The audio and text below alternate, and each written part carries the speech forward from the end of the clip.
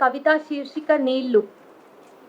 భూమంతా నిన్ను దూరంగా విసురుతూ ఉన్నప్పుడు కనీసం బ్రతకడానికి ఒక మూల కావాలి.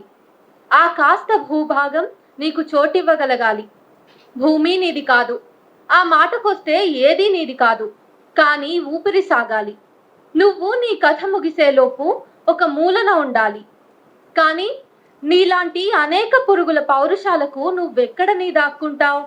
ఇప్పుడు నిన్ను భూమి చేరదీయాలనుకున్న మనిషి మీదకు వస్తున్నాడు కదా.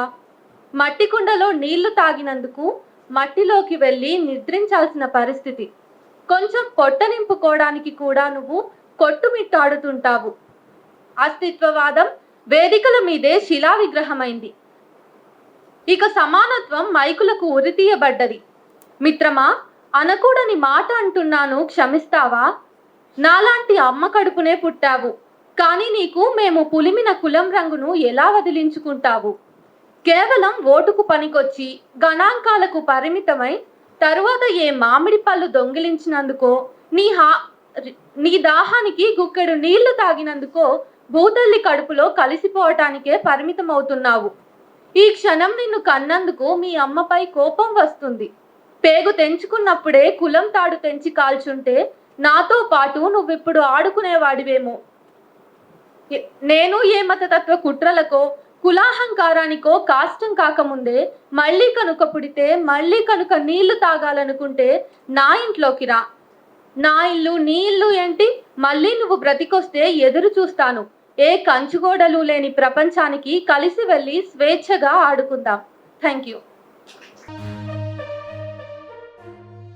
ఆ కవిత శీర్షిక నీళ్లు. భూమంతా నిన్ను దూరంగా విసురుతూ ఉన్నప్పుడు కనీసం బ్రతకడానికి ఒక మూల కావాలి. ఆ కాస్త భూభాగం నీకు చోటివ్వగలగాలి. భూమి నీది కాదు, ఆ మాటకొస్తే ఏదీ నీది కాదు, కానీ ఊపిరి సాగాలి. నువ్వు నీ కథ ముగిసేలోపు ఒక మూలన ఉండాలి.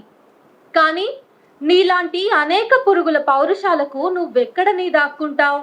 ఇప్పుడు నిన్ను భూమి చేరదీయాలనుకున్న మనిషి మీదకు వస్తున్నాడు కదా. మట్టి కుండలో నీళ్లు తాగినందుకు మట్టిలోకి వెళ్ళి నిద్రించాల్సిన పరిస్థితి. కొంచెం పొట్ట నింపుకోవడానికి కూడా నువ్వు కొట్టుమిట్టాడుతుంటావు. అస్తిత్వవాదం వేదికల మీదే శిలా విగ్రహమైంది. ఇక సమానత్వం మైకులకు ఉరితీయబడ్డది. మిత్రమా, అనకూడని మాట అంటున్నాను, క్షమిస్తావా?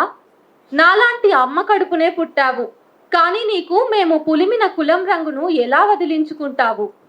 కేవలం ఓటుకు పనికొచ్చి గణాంకాలకు పరిమితమై తరువాత ఏ మామిడి పళ్ళు దొంగిలించినందుకో, నీ దాహానికి గుక్కెడు నీళ్లు తాగినందుకో భూతల్లి కడుపులో కలిసిపోవటానికే పరిమితమవుతున్నావు. ఈ క్షణం నిన్ను కన్నందుకు మీ అమ్మపై కోపం వస్తుంది.